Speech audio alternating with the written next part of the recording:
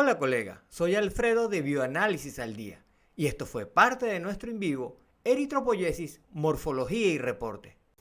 Entonces tenemos primero al proeritroblasto, ese es el primer elemento morfológicamente reconocible. Este elemento madura y da origen al eritroblasto basófilo, el cual madura y da origen entonces al eritroblasto policromatófilo, que madura y da origen al eritroblasto ortocromático, luego al reticulocito y finalmente al elemento maduro de esta serie, que es el eritrocito. El eritrocito es el elemento maduro y todos estos que están aquí, son elementos inmaduros de la serie eritroide que pueden aparecer en un frotis de sangre periférica. Lo que vamos a encontrar en la mayoría de los libros y la descripción que yo les voy a hacer a continuación se refiere a los elementos en condiciones normales. Es decir, son estudios, son descripciones morfológicas de los elementos en médula ósea.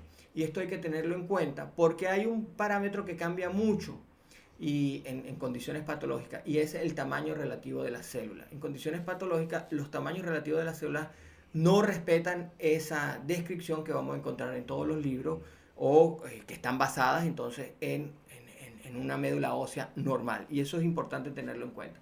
Por eso, el parámetro tamaño celular no es el mejor parámetro para diferenciar una célula de la otra. Sin embargo, en ciertas ocasiones puede ayudar. Este es entonces el primer elemento morfológicamente reconocible. Se conoce como proeritroblasto. Es una célula muy grande y lo vamos a encontrar cuando está presente. Estos son, como les he dicho anteriormente, son en médula ósea. Este elemento es muy, pero muy difícil encontrarlo en un frotis de sangre periférica. Es posible encontrarlo, pero es muy difícil. Es un elemento grande, tiene una alta relación núcleo-citoplasma, lo que quiere decir que el núcleo ocupa la mayor parte de la célula. Tiene un núcleo que es redondo, tiene una cromatina laxa, eso quiere decir que se observa una coloración morado o púrpura, pero bastante clara. Y algo que es llamativo aquí es que se le observa una serie de puntos, y estos puntos son sumamente importantes en la serie eritroide, porque en la serie eritroide siempre hablamos que hay una cromatina puntiforme, y esta cromatina puntiforme es clave en la serie eritroide y es clave para identificar los elementos inmaduros de la serie eritroide. Otra de las cosas que vamos a tener en este núcleo grande, generalmente redondo u oval, con una cromatina laxa y una cromatina puntiforme, son estos que tenemos aquí, que son los nucleolos. En este caso tenemos dos nucleolos. Tenemos un citoplasma que es de color azul intenso y hasta ahora, vamos a decirlo así, que la única característica llamativa y relevante de esta célula es esa cromatina puntiforme. Sin embargo, en el citoplasma existen estas proyecciones que tiene la membrana citoplasmática. Estas proyecciones son llamadas mameloma o mamelón. Hay otros libros que lo llaman simplemente proyección citoplasmática. Generalmente es una sola, pueden ser dos, es raro ver tres. General, lo más común es que sea una sola. Y esto es lo que caracteriza a este proeritroblasto, este mamelón o mameloma citoplasmático. Vean aquí que tenemos dos eritroblastos más. Esto es un corte de médula ósea. Vemos cómo tiene entonces esa cromatina laxa. Aquí tenemos uno, dos, por lo menos tres nucleolos. Aquí parecen existir más de tres nucleolos. Vean esa cromatina puntiforme, una cromatina laxa, citoplasma azul oscuro. Este tiene aquí un mameloma citoplasmático muy claro, una proyección muy fuerte. Aquí abajo tenemos tres, es raro observar tres, pero es posible observar tres. Entonces, la característica más importante de esta célula es la presencia de este mamelón o mameloma citoplasmático o simplemente una proyección del citoplasma.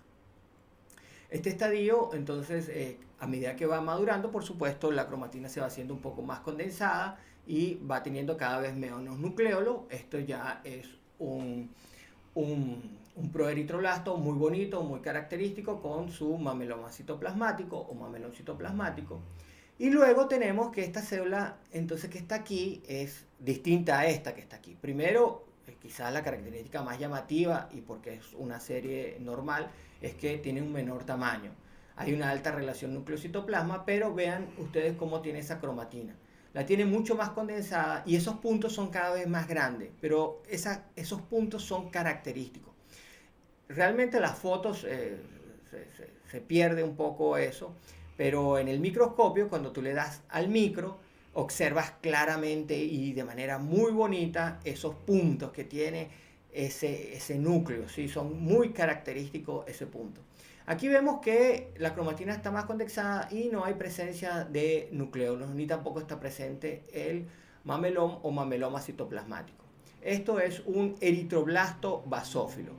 El eritroblasto basófilo es difícil de observar en un frotis de sangre periférica. Es sumamente difícil.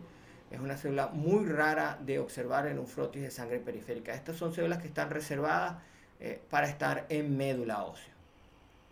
Esta, bueno, lo que está sucediendo en estas células es que estas células se están dividiendo, ¿sí? Se están dividiendo activamente y están madurando. Y para ese proceso de división, entonces requieren la síntesis de una gran cantidad de proteína y por eso es que este citoplasma es de color azul tan intenso. Eso es lo llamativo y la explicación de por qué tenemos esta coloración tan azul. Sin embargo, desde la etapa del proeritroblasto ya se inicia la síntesis de hemoglobina. Sin embargo, su cantidad es baja. Se dice que la síntesis de hemoglobina estalla en este siguiente estadio. Y aquí ya claramente podemos diferenciar este eritroblasto basófilo del siguiente estadio, que es el eritroblasto ortocromático. Vean ustedes que aquí tenemos una cromatina mucho más condensada, muchísimo más condensada, un núcleo muy redondo, muy bonito.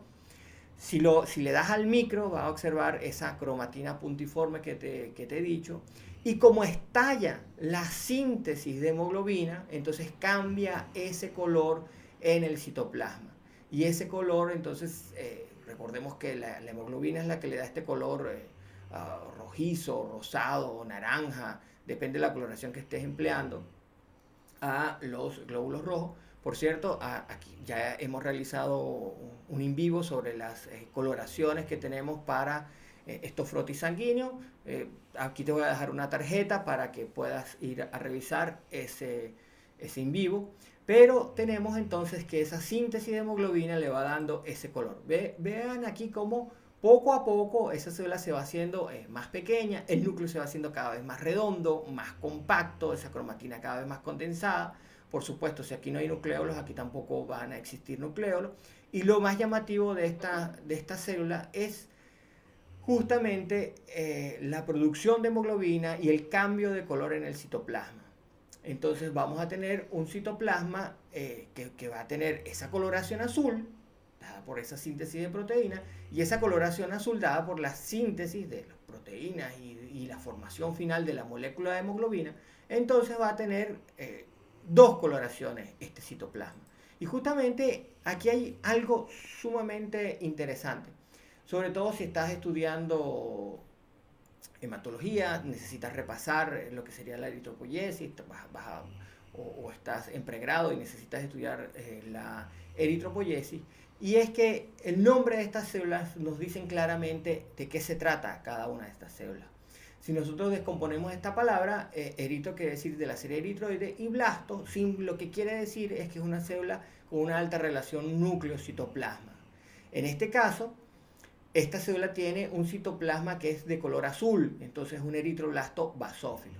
En este caso también tenemos una célula que es inmadura, tenemos núcleo, tenemos citoplasma de la serie eritroide y es policromatófilo porque su citoplasma presenta dos colores, presenta el color azul y presenta el color rosa de la hemoglobina. Entonces si te fijas, no es del mismo color de los eritrocitos, es un color mucho más azulado, ¿sí? Pero es mucho más rosado que lo que tenemos aquí. Vean que aquí hay diferentes estadios entre esta célula y la otra célula, y a medida que la célula va madurando, por supuesto, cada vez sintetiza entonces más hemoglobina hasta que finalmente podemos clasificarlo como eritroblasto policromatófilo. Esta célula, por supuesto, sigue madurando. Este es el último estadio de división celular. Hasta aquí ya la célula se divide. El, el- el último estadio de división celular está aquí. Aquí básicamente lo que hay es maduración para prepararse esa célula para dividir, para expulsar ese núcleo, ¿sí? El siguiente estadio y el estadio que le sigue es este, que es el eritroblasto ortocromático. ¿Qué quiere decir orto? Que es igual. Igual a que al color de que tienen los eritrocitos normalmente. Entonces aquí ya la síntesis de hemoglobina es superior, solapa de alguna manera el color azul de esas otras proteínas que se están sintetizando allí. Ya esta célula, el núcleo es excéntrico porque ya esta célula lo que le queda es perder ese núcleo. Es eritroblasto porque es una célula inmadura de la serie eritroide que posee núcleo y su citoplasma tiene un color similar al que tienen los eritrocitos. Vean ustedes que ya aquí la cromatina está totalmente condensada, aún así sigue siendo puntiforme esa cromatina y el color del citoplasma es similar al que tienen los eritrocitos. Y estas son las características diferenciales entre las diferentes células. Ya a esta célula lo que le queda es perder ese núcleo y se produce entonces un elemento inmaduro que carece de núcleo, el cual se le llama reticulocito. Se le llama reticulocito porque esto que tiene aquí tiene forma de retícula. Y ahí viene el nombre de reticulocito. Esto azul que tenemos aquí es dado por una coloración supravital. Generalmente es el azul brillante de Crecil, donde se produce entonces la precipitación del ARN residual que tiene esta célula. Y es ese color azul que tiene en el interior y son esos puntos que nosotros estamos observando aquí. Y este entonces es lo que sería el reticulocito. El reticulocito se va a encontrar en médula ósea y el reticulocito tarda 4 días en madurar, en convertirse en un eritrocito, en el elemento maduro. Este elemento tarda 3 días en médula ósea y aproximadamente 1 día y medio o 1 día en circulación en sangre periférica. En este estadio se produce cerca del 30-35% de la hemoglobina que tiene un eritrocito. Es un estadio sumamente importante. Es un estadio donde este ARN residual entonces está dando lectura para que se produzca entonces esa hemoglobina. Esta célula es mucho más grande que un eritrocito normal y también la podemos observar en un frotis de sangre periférica donde va a recibir otro nombre porque tiene va a dar lugar a otra coloración. Entonces este elemento sería el reticulocito. Finalmente, ese reticulocito lo podemos observar en un frotis de sangre periférica y va a ser este elemento que tenemos aquí. Bueno, va a depender mucho del monitor que tú tengas porque esto es lo mismo que sucede cuando estás observándolo en el laboratorio. Si trabajas en el turno de la mañana y tiene una coloración y en la tarde trabajas y tiene otra, con otro microscopio los colores varían un poco. Pero este tiene una coloración un poco más azulada que esto. Entonces esto es un eritrocito policromatófilo, un glóbulo rojo policromatófilo. Y los glóbulos rojos policromatófilos corresponden a los reticulocitos. Vemos que aquí hay eritroblastos. ¿Ves que este eritroblasto también tiene un color mucho más azulado, más parecido a este?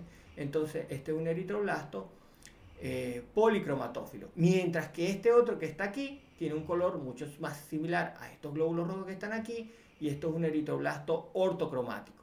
Este que está aquí sería también, lo podríamos clasificar como un eritroblasto policromatófilo. Esto por supuesto no es un frotis normal, esto es un frotis de un paciente que tiene alteración y que la médula ósea entonces ha liberado estos elementos a sangre periférica, pero estos elementos normalmente nosotros no los vamos a observar.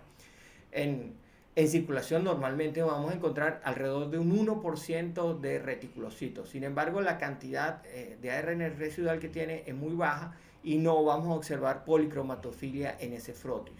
Sí lo podemos observar cuando hacemos una coloración supravital, con azul brillante de Crecil, por ejemplo, y sí vamos a observar reticulocitos, y quien lo ha hecho, contar reticulocitos en una muestra normal, es una labor que consume tiempo, ¿sí? Porque son difíciles quizás de observar. En muestras patológicas como esta, por ejemplo, el recuento de reticulocitos sería bastante fácil de hacer, ¿sí? En esa coloración supraorbital vamos a observar de manera muy fácil esos reticulocitos que corresponden con estos glóbulos rojos policromatófilos.